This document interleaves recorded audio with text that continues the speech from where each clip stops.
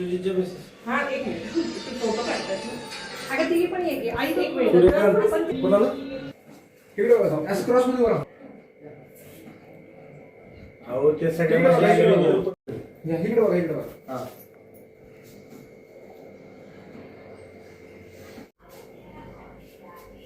Yes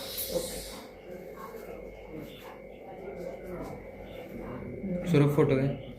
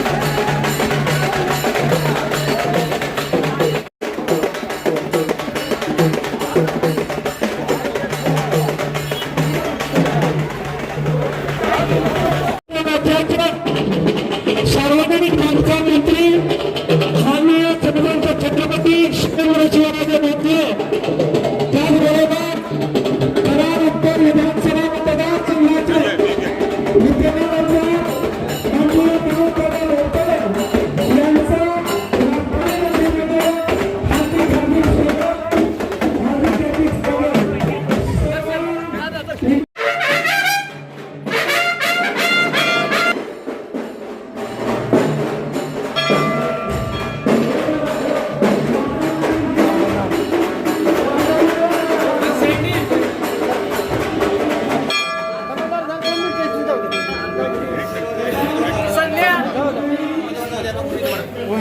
हार्दिक स्वागत.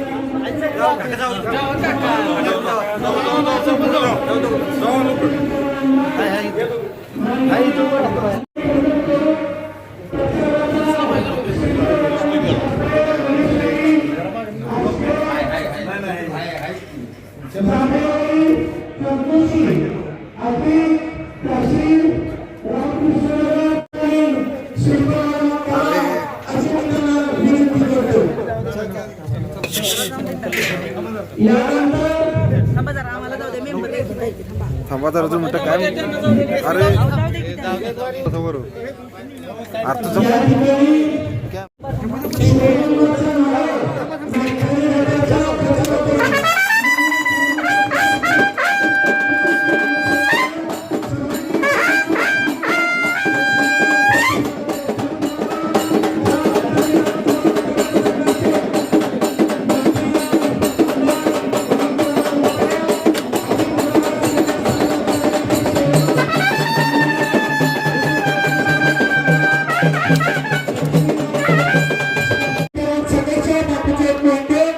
यांनी या ठिकाणी श्रीदेवाची विनंती करतो आणि साळुंके यांनी या ठिकाणी श्रीदेवाची मी विनंती करतो आणि या प्रचाराच्या शुभारंभ यांनी या ठिकाणी श्रीदेवाला अशी मी त्यांना विनंती करतो. सातारा जिल्हा पोलीस त्यांनी आपल्या नागठाणे गटाच्या प्रचाराच्या शुभारंभात या ठिकाणी हा कार्यक्रम आयोजित करण्यात आलेला आहे. या कार्यक्रमाकरिता या ठिकाणी आपल्या तीन गावं यामध्ये नव्यानं अंतर्भूत झालेले आहेत. या गावांचा सुद्धा आपला जवळचा संबंध हा त्यावेळी होता, आजही आहे. इतर गावं तर आपण सर्वजण एका मुखानं एका दिलानं आपण या ठिकाणी महासाहेबांच्या पाठीशी आपण उभे राहिलेलो होतो आणि यापुढेही आपण 100% त्यांच्या पाठीशी उभे राहणार आहोतच. यामध्ये जर आपण बघितलं तर महासाहेबांच्या माध्यमातून बाबाराजे असतील, थोरले महासाहेब असतील, भाऊसाहेब महाराज असतील, या सर्वांच्या माध्यमातून या मतदारसंघासाठी जे उरमुडीचं धरण जे उभं राहिलेलं आहे ते आपण कधीही विसरून चालणार नाही. कारण उरमुडी धरणामुळं या संपूर्ण विभागामध्ये असणाऱ्या म्हणजे मी म्हणेन या मतदारसंघातलं पाडवी आपल्याला पहिलं गाव त्यावर उपभोग घेणार. पाडवी असेल, नागठाणे असेल, अतीत असेल, खोडत असेल, आपल्या मतदारसंघापुरतं बोलायचं झालं तर, आणि वरती गणेशवाडी असेल. त्यानंतर आता नव्यानं बाबांच्या माध्यमातून, दादांच्या माध्यमातून लिफ्ट इरिगेशन झालेले आहे. त्यामध्ये गणेशवाडी असेल, सासवडचा बराचसा भाग यामध्ये लोड होणार आहे. या मतदारसंघामध्ये पाणी योजना असेल, त्याचप्रमाणे शैक्षणिक योजना असतील किंवा शाळा असतील. कारण मला आठवतंय की भाऊसाहेब महाराजांच्या माध्यमातून या नागठाणे गावामध्ये शैक्षणिक विकास सुद्धा मोठ्या प्रमाणावर झालेला आहे. आज मला माहिती आहे की इथं उपस्थित असणारे जे कार्यकर्ते हे प्रत्येक गावातून आलेले कार्यकर्ते, तुमच्या प्रत्येकाच्या पाठीमागं अगदी आपण 100, 200 मतदारांचा बंच आहे. त्यामुळं अगदी आपण जर प्रत्येकाने जर काम जर त्या पद्धतीने केलं तर बाबाराजे कोणतीही चिंता करण्याचं कारण आपल्याला असायची काही कारण नाही. आपले हे तीनही उमेदवार आजच्या या उपस्थितीवरून किंवा या लोकांच्या उपस्थितीवरून आपल्या लक्षात येईल, आपले तीनही उमेदवार आजच विजयी झाले असं म्हटलं तरी वावगं होणार नाही असे आपल्याला ग्वाही देतो. आणि माझं थोडंसं लांबलेलं प्रास्ताविक या ठिकाणी थांबतो. निवडणुकीची प्रचार आपण सुरू करतोय. गेले अनेक दिवस इलेक्शनचा सुरू वाजलाय. प्रत्येक जण काय होणार, कसं होणार अशा विचारामध्ये होता आणि आज खऱ्या अर्थाने इलेक्शन सुरू झालं.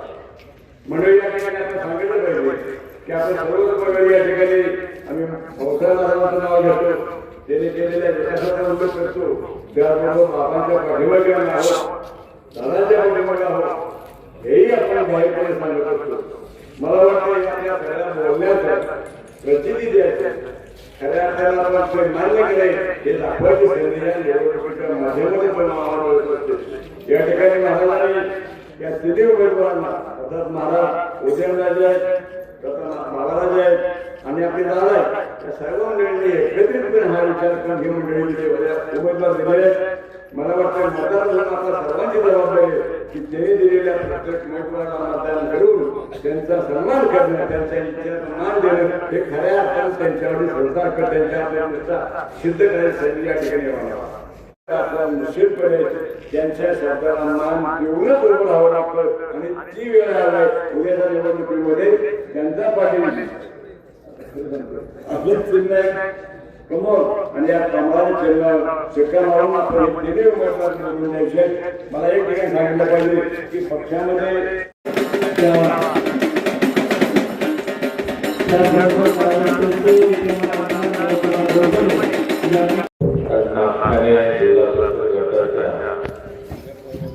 जिल्हा परिषद निवडणुकीमध्ये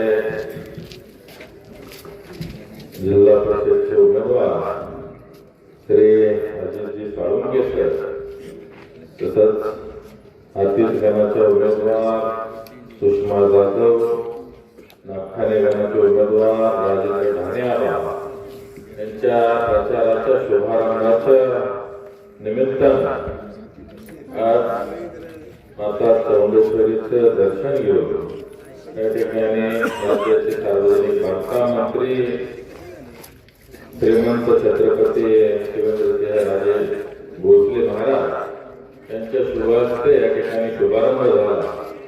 या शुभारंभाच्या कार्यक्रमाच्या अनुषंगानं या ठिकाणी उपस्थित असलेले अजिंक्य तारा सहकारी साखर कारखान्याचे चेअरमन यशवंतजी साळुंखे नाना ज्यांनी आता मार्गदर्शन केलं, त्यातले सर्वांचे मार्गदर्शक आदरणीय लालासाहेब पवार अण्णा, विष्णुपंतजी साळुंखे, माजी सरपंच नागठाणे तसंच बबनआबा साळुंखे, माजी सरपंच राजारामजी जाधव तात्या, संचालक अजिंक्य तारा कारखाना, जयवंतरावजी कुंभार, सुरेश माने बापू, तसंच किशोरजी ठोकळे, जिल्हा परिषदचे माजी सदस्य जालिंदरजी आवळे, संचालक खरेदी विक्री संघ ॲडव्होकेट धनाजीराव जाधव, बाजार समिती संचालक मधुकर यादव बाबा, अनिलजी साळुंखे, उपसरपंच नागठाणे बाळासाहेब लोहारांना, उमेशजी नावडकर.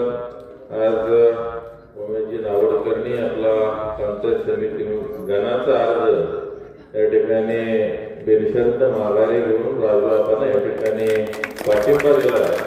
त्यांचं सुद्धा या ठिकाणी हार्दिक अभिनंदन करतो. तसंच सासपडे गावचे सुपुत्र त्यांनी शिवाजीराव डांगे यांनी आज उमेदवारी अर्ज माघारी घेतला आणि राजूआबांना या ठिकाणी त्यांनी पाठिंबा दिला. त्यांचंही हार्दिक अभिनंदन करतो. साहेबांना सत्कार घेऊन तसंच गणेशजी जाधव सरचिटणीस भारतीय जनता पार्टी, बजरंगजी जाधव संचालक अजिंक्य तारा सहकारी साखर कारखाना, नागेशजी देटके सरपंच सासपडे, किंवा ढाणेसर आणि सर्व या ठिकाणी उपस्थित आमच्या लाडक्या बहिणी आणि सर्व लाडके भाऊ. खरंच तर आज जिल्हा परिषद इलेक्शनच्या अनुषंगाने अशी वर्धे जिल्हा परिषद गटाचा आपल्या महाराष्ट्राचा आराध्य दैवत कालभैरवनाथाच्या चरणी त्या ठिकाणी आम्ही नारळ फोडून शुभारंभ केला आणि नागठाणेमध्ये माता चौंडेश्वरीच्या चरणी आशीर्वाद घेऊन त्या ठिकाणी नारळ फोडला. आणि खऱ्या अर्थानं या विभागामध्ये आज जे काही जिल्हा परिषद आणि पंचायत समितीचे इलेक्शन जवळपास 9 वर्षानंतर या ठिकाणी आलेले आहे. त्यामुळं बऱ्याच उमेदवारांना या ठिकाणी वाटत होतं की मला जिल्हा परिषदची उमेदवारी मिळाली पाहिजे, मला पंचायत समितीची उमेदवारी मिळाली पाहिजे.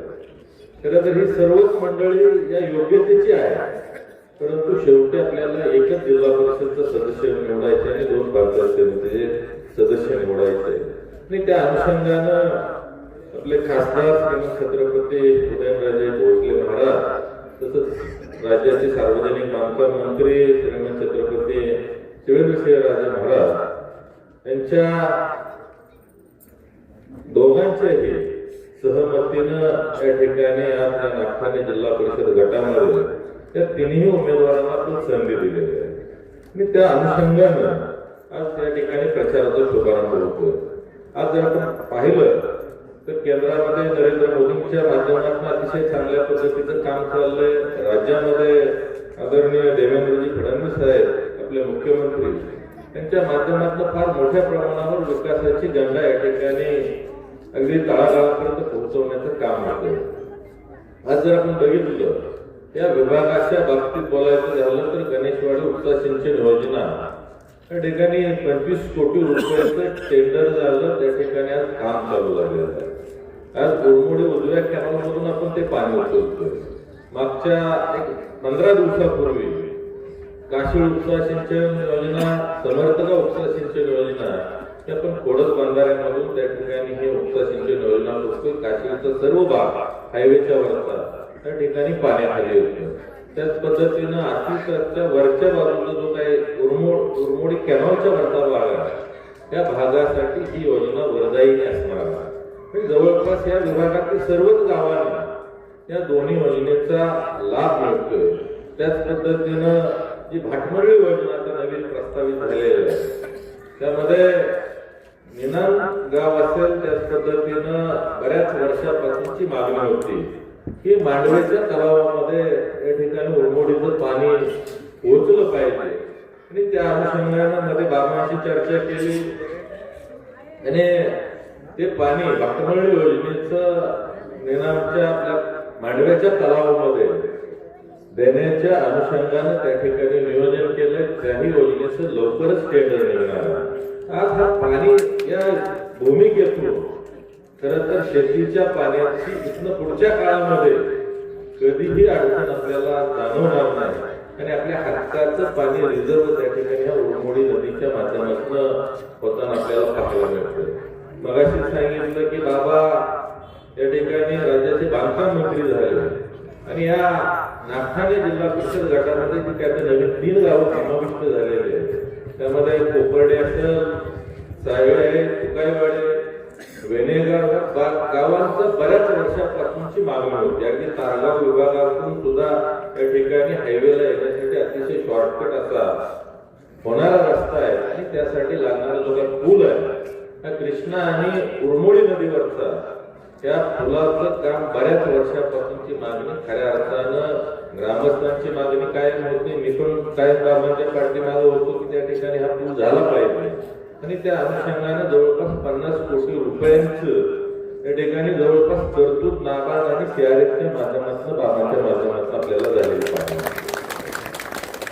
आज माझगाव हायवेला जोडण्यासाठी बऱ्याच वर्षापासून त्यांची पण मागणी होते. त्यासाठी सुद्धा नाबार्डकडनं 8 कोटी रुपये बाबांनी दिलेले आहेत. म्हणजे निव्वळ पुलासाठी 60 कोटी रुपये आपण या एका जिल्हा परिषद गटात आले तसं म्हणायला काय हरकत नाही. आज 58 कोटीच्या योजना आहेत. काशीळ उपसा सिंचन योजना असेल, समर्थका योजना, त्याच पद्धतीनं 25 कोटी रुपयांची गणेशवाडी उपसा सिंचन योजना ज्यामध्ये सासपडेच्या 50 मीटरच्या वरचा जो काही भाग पाण्यापासून वंचित राहत होता तो भाग या माध्यमातून ओलिता खाली येणार आहे. त्याच पद्धतीनं समर्थगाव, तसंच अलीकडे गणेशवाडे, सोनापूरचा काही भाग आहे, तसंच नागठाणेचा काही भाग आहे. या सर्व भागाला आजपर्यंत हा पाण्यापासून वंचित असल्यामुळे आपण त्या ठिकाणी बागायती क्षेत्र आपल्याला बघायला मिळत नाही. त्या ठिकाणी शेतीसाठी अतिशय मोठ्या प्रमाणावर पाणी उपलब्ध होणार आहे. वरच्या बाजूला पाणी मिळालं की ऑटोमॅटिक नागठाणेला सुद्धा चांगल्या पद्धतीनं सर्क्युलेशन आणि वॉटर टेबल या ठिकाणी वाढणार आहे आणि त्या माध्यमातून पाण्याचा कायमस्वरूपीचा दुष्काळ या ठिकाणी मिटलेला आपल्याला पाहायला मिळतो. आज या झेडपी गटामध्ये सोनापूर गाव आहे. खरं तर सोनापूरमध्ये सुद्धा सरांनी आणि या ठिकाणी भंडारकाका दोघांनी उमेदवारी मागितली होती, पण त्यांना आज सांगितलं दुपारी आपण पहिलं तलावाचं एमआयटीचं काम पूर्ण करूया आणि जी काय विकासात्मक ज्या काय बाबी आहे त्यांच्या डोळ्यावरील जवळपास 1.5 ते 2 कोटीचा ब्रिज लागणार आहे. त्या ठिकाणी आज बाबा आहे. येणाऱ्या अर्थसंकल्पात मी त्यांच्याकडे मागणी करतो सोनापूरला त्या ब्रिजचं सुद्धा काम येणाऱ्या अर्थसंकल्पातून आपण पूर्ण करून देऊ. आणि बऱ्याच दिवसापासून खरं तर मांडवे असेल, निनाम, पाडळी, नागठाणे, मगाशी बाबांनी सांगितलं की आपण वरणे आबापूरचा जो रस्ता अंगापूरपर्यंत तो सर्व कॉन्क्रीटचा रस्ता आपण या येणाऱ्या बजेटमध्ये करून देतोय आणि त्या माध्यमातून या देवस्थानला येणाऱ्या प्रत्येक भाविकाची सोय होणार आहे. त्याच पद्धतीनं ह्यांच्या माध्यमातून मांडवे, निलाम, तसंच नागठाणे तो रस्ता मगाशी तुम्ही बाबांना मागणी केलेली आहे की तो पुसेसावळीपर्यंत घ्या. आज हा रस्ता झाला तर नागठाणे मधला सगळा जो काय पोर्शन येतोय हा कॉन्क्रीटचा रोड होईल. त्यात लागणारी गटर असतील, या माध्यमातून आपल्या ग्रामपंचायतच्या हद्दीतील सुद्धा फार मोठं काम या ठिकाणी होणार आहे. तसंच नागठाणे ते तारळे हा रस्ता सुद्धा ह्यांमध्ये मागणी केलेली आहे. त्यामुळे सासपळे नागठाणे ही जी काही गावं आहे हे या माध्यमातून कॉन्क्रीट रस्त्याच्या माध्यमातून जोडली जाणार आहे. योगायोगानं बाबांच्याकडे बांधकाम मंत्रीपद आहे आणि त्या माध्यमातून झुकतं आपल्याला या कारुत्तर विधानसभा मतदारसंघाला हा जुना बाबांचाच सातारा विधानसभा मतदारसंघातला भाग आहे. त्यामुळे त्यांचं सुद्धा विशेष लक्ष या ठिकाणी या मतदारसंघावर कायम आहे.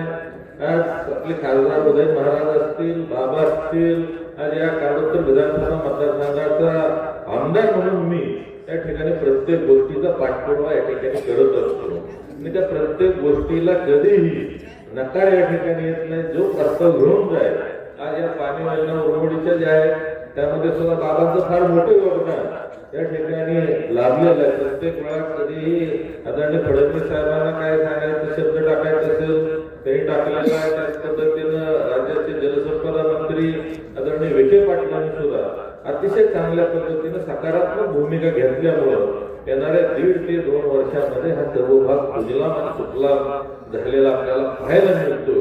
आणि त्यामध्ये आहे तर खऱ्या अर्थानं भारतीय जनता पार्टीचं सरकार आहे म्हणून आपल्याला एवढ्या मोठ्या प्रमाणावर निधी मिळतोय.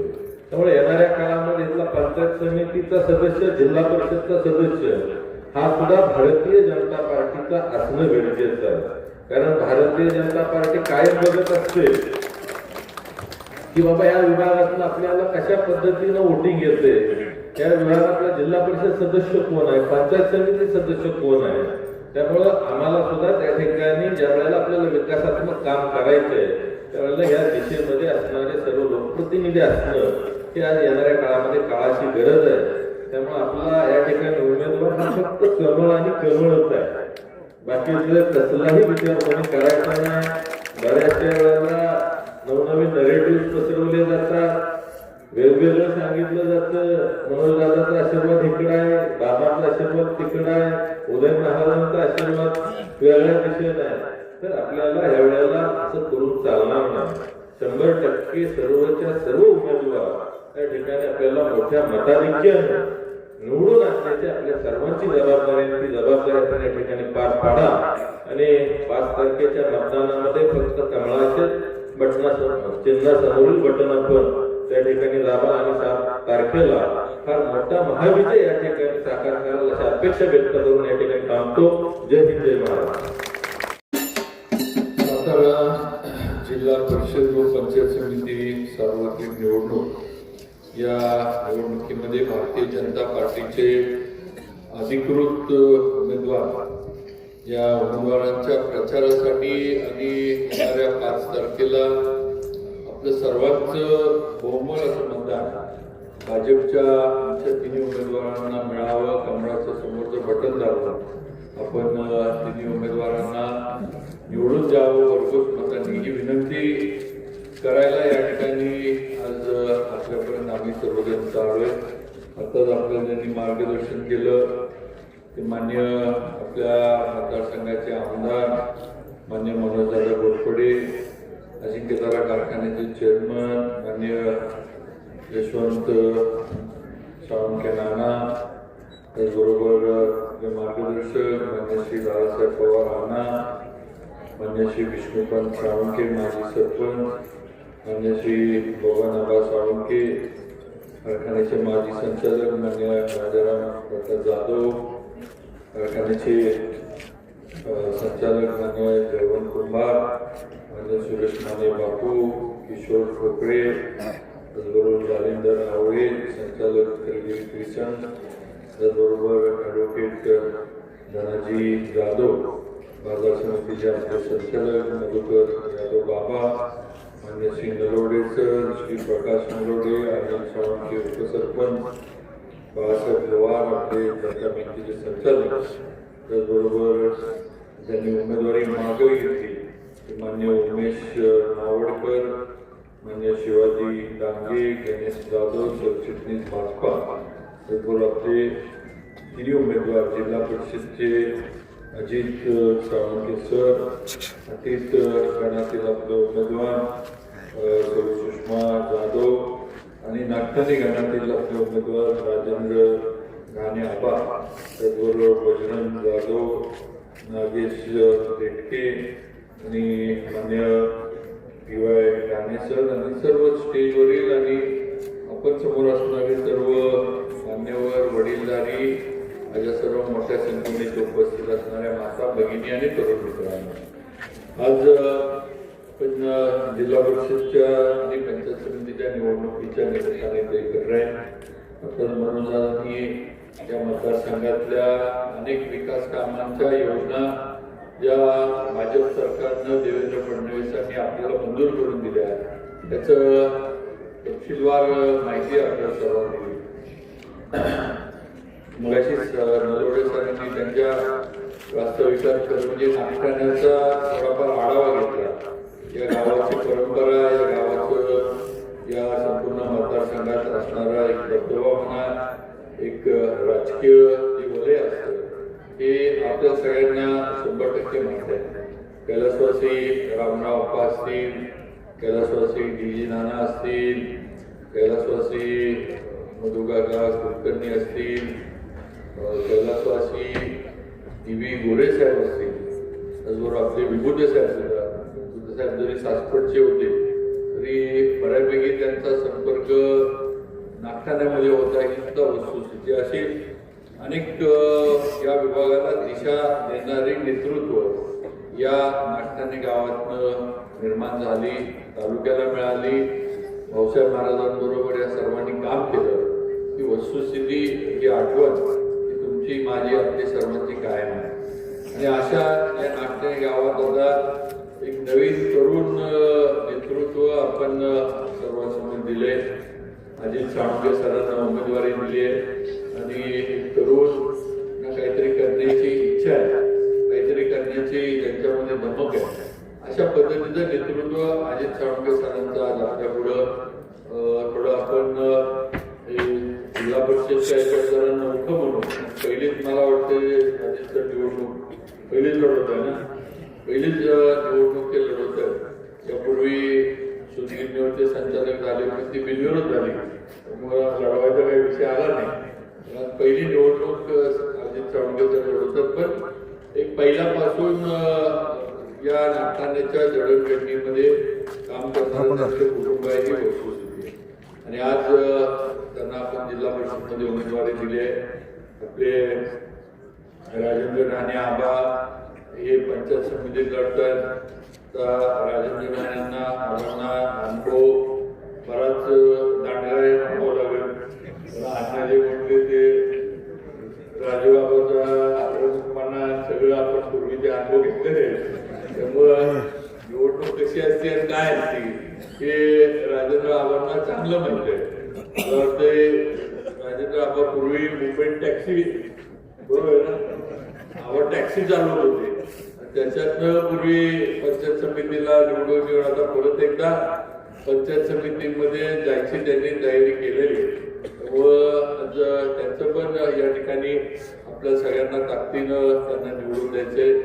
दुसऱ्या आपल्या अतिथीगणातल्या ज्या उमेदवार आहेत त्या आपल्या सुषमा जाधवताई, हे आपल्या राजाराम तात्यांच्या सुनबाई या आपल्या उमेदवार आहेत. आणि संपूर्ण गावानं पहिल्यांदा मला वाटतं दादा तुम्हाला मला उदयनराजांना वादाचा विषय झाला नाही, अख्खं गाव मिळून आलं होतं की ह्यांना उमेदवारी द्यायची. मला वाटतं काशी वेळ पहिलीच वेळ आता सगळं गावाचे एवढे काही गटतट त्या गावात होते.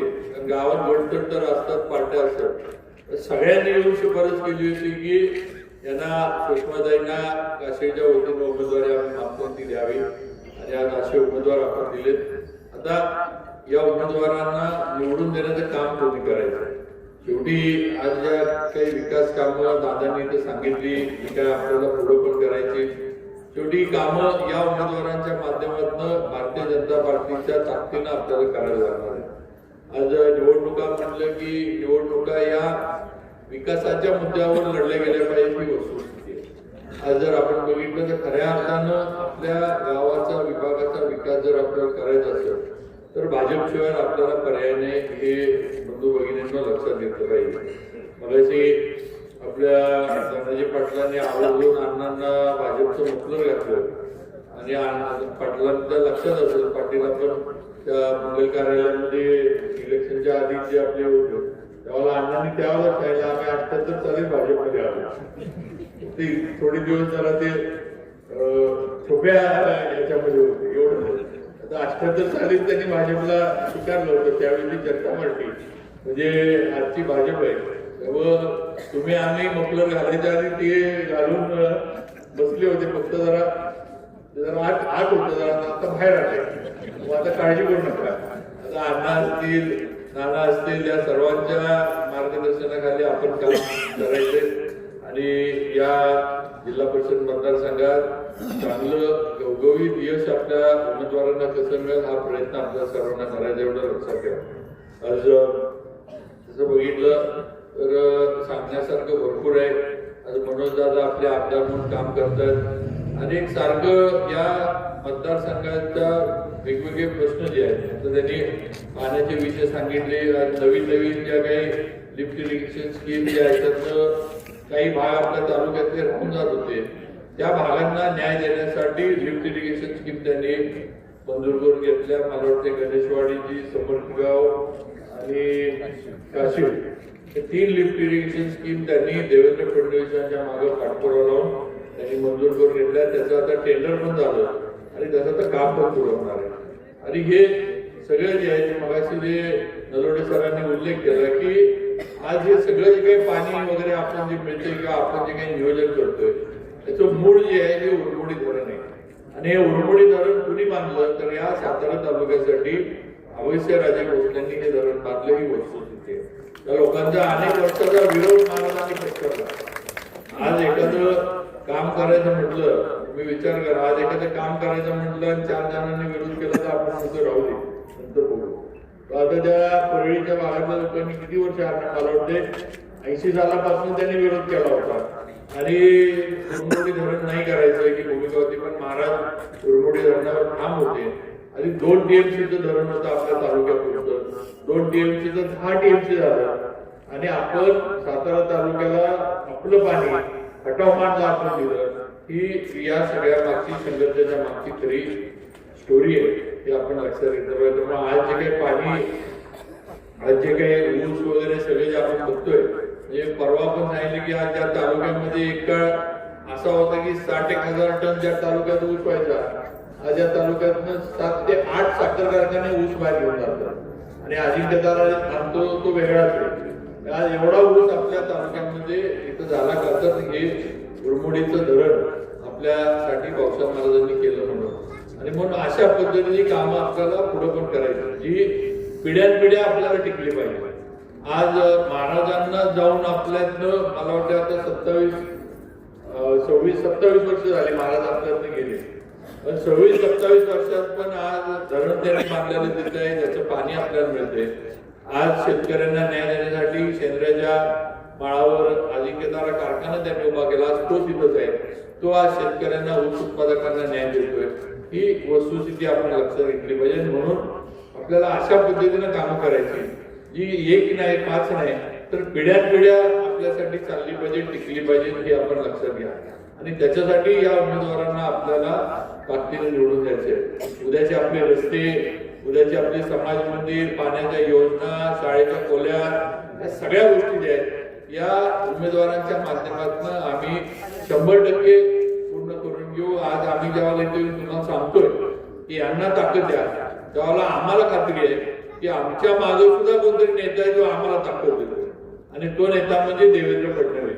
आज जेव्हा दादा एवढं योजनांचं बोलतात, एवढं कोट्यावधीच्या निधीचं जेव्हा आम्ही भाषा करतो त्यावेळेला आम्हाला हे एवढं बोलत असताना आमचं धाडस कसं होतं. आम्हाला माहिती आहे आमच्या मागे जो आमचा नेता आहे तो आम्हाला न्याय मिळवून दिल्याशिवाय राहणार नाही. आज आपशिंगे वरणे अंगापूर रस्ता मगाशी आम्ही गेलो, यात्रेच्या आधी सगळे वर्णातले म्हणले की बाबा रस्ता नीट झाला पाहिजे. दादांना पण त्यांनी गेले, दादा म्हणले बाबा हा रस्ता नाही आता हा मोठा गेला पाहिजे, एवढा अरुंद रस्ता ठेवून चालणार नाही, कमीत कमी 5.5 मीटरचा तरी रस्ता गेला पाहिजे. मी सांगितलं दादा तुम्ही म्हणताय गावार्थ्यांची मागणी आहे, आपण लगेच येणाऱ्या बजेटमध्ये किंवा नुसता आपशिंगे ते वरणे नाही तर आपशिंगे ते अंगापूर रस्ता करू आणि कॉन्क्रीटचा करू, म्हणजे कमीत कमी 15-1 वर्ष या रस्त्याला काही होणार नाही. आणि आज तसाच रस्ता आपण मांडवे, निनाम, पाडळी, नागठाण्यातनं असाच आपशिंगे मार्गे जो कारवारवरून जातो तो रस्ता सुद्धा आपलं जी हॅमची योजना राज्यात आपण राबवतो सार्वजनिक बांधकाम विभागाकडनं, त्याच्यातनं आपण सुचवलाय. त्याची पण मंजुरी थोड्या दिवसामध्ये आता ज्यावेळेला अधिवेशन सुरू होईल त्या काळामध्ये होऊन जाईल. तेव्हा हा सुद्धा अतिशय सुंदर कॉन्क्रीटचा रस्ता थेट मांडव्यापासून ते तारगावपर्यंत किंवा आपल्या तालुक्याच्या हद्दीच्या बाहेरपर्यंत आणणार होणार आहे. त्यामुळे तुम्हाला गाडी सुसाट चालवायला काही अडचण येणार नाही. तुम्ही मगाशी प्रकाश मेलोडे म्हटले की यावेळेला आपल्याद्वारे सर म्हटले की निनाम आणि मांडवे आमच्या मतदारसंघात गेलं, त्यांना माहित नाही का गेलं ते. अण्णांचं म्हणणं होतं विक्रम पवार इकडे येत नाहीत म्हणून मी ती गावच तिकडे घेऊन गेलो. जरा म्हणलं अण्णाची आणि पोराची गाठ पडत नाही, अण्णांना त्रास नको, व पोराकडं अण्णांनाच घेऊन गेलो. त्यामुळं नाही गर्दीचा भाग नाही तर म्हणाला असं चालतं. एक आहे की आज मी दोन्ही गावं तिकडं आली, खालची तुकाईवाडी, कोपर्डे, सायडी ही गावं आपल्या मतदारसंघात आली. काय शेवटी तालुक्यातच आहे आपण, काय कुठं कुणी काय आपण इकडे तिकडे काही झालं नाही. पण सांगायचं हेतू एकच आहे की आज विकास कामांचं नियोजन हे मनोजदादांच्या माध्यमातून आपल्या मतदारसंघातलं सुरू आहे हे आपण लक्षात घ्या. आणि ही कामं सत्ता सरकार असल्याचं होऊ शकत नाही. आज कुठल्याही गावाचा विकास या गावाला लागणारा निधी जो आहे, जो शासनाकडनं लागणारा पैसा आहे, हा जोपर्यंत आपण सत्तेत आहे तोपर्यंत त्याच्याशिवाय आपल्याला मिळू शकत नाही ही वस्तुस्थिती आहे. आणि आज राज्यात देशात आपण बघितलं तर भारतीय जनता पार्टीची सत्ता दोन्हीकडे हे आपण लक्षात घेतलं पाहिजे.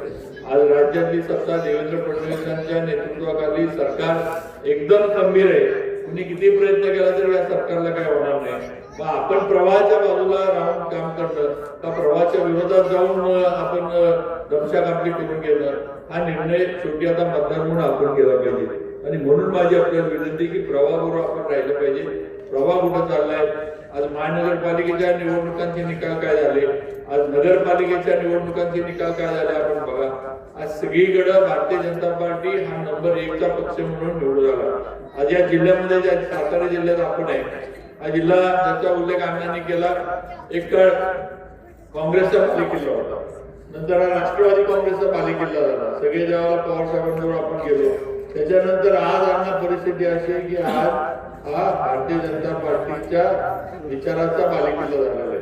आज इथं काँग्रेस आणि राष्ट्रवादी पवार साहेबांची कुठं दाखवायला पण उरली नाही ही वस्तुस्थिती आहे. हे का घडलं तर या जिल्ह्याचा विकास याच्या माध्यमातून होऊ शकला नाही, म्हणून लोकांनी निर्णय घेतला आणि भाजपला या ठिकाणी या तालुक्यातल्या जिल्ह्यातल्या सर्वसामान्य लोकांनी सत्तेवर आणलं ही वस्तुस्थिती आहे. आज इथं नगरपालिकेच्या ज्या निवडणुका झाल्या, मला त्या निवडणुकांचं जिल्ह्यातलं प्रभारी केलं होतं. आज 10 पैकी 7 नगरपालिकेवर भाजपची सत्ता आहे जिल्ह्यातल्या. 10 पैकी 7 नगरपालिका.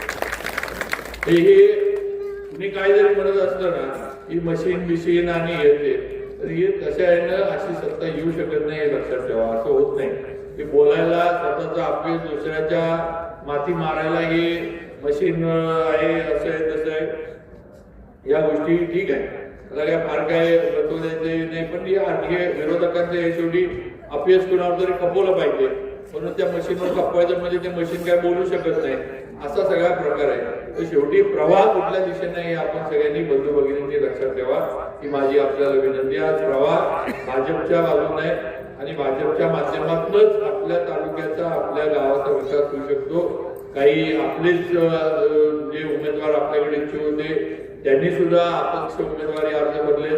दादांनी त्यांना पण आवाहन केले, मी पण त्यांना आवाहन करू इच्छितो की बाजूला जाऊ नका, तुम्ही पण तेवढेच तुल्यबळ आहात, तुम्ही काय कमी नाही आहात, आम्ही तुम्हाला कधी कमी समजलं नाही. पण माझी विनंती हीच आहे की शेवटी इच्छुक तर सगळे असतात, तिकीट मागण्याचं इच्छुक होण्याचा अधिकार सगळ्यांना आहे. कुणी कमी नाही, कुणी मोठा नाही, कुणी छोटा नाही, कुणाचं हे नाही. तर शेवटी कुठेतरी उमेदवारीचा निर्णय करायला लागतो, कुठेतरी एक अधिकृत उमेदवार आपला आहे तो जाहीर करायला लागतो आणि त्याप्रमाणे आम्ही निर्णय घेतला. निर्णय घेताना मी, मनोजदादा, उदयनराजे आम्ही सगळ्यांनी मिळून विचार करून निर्णय घेतला.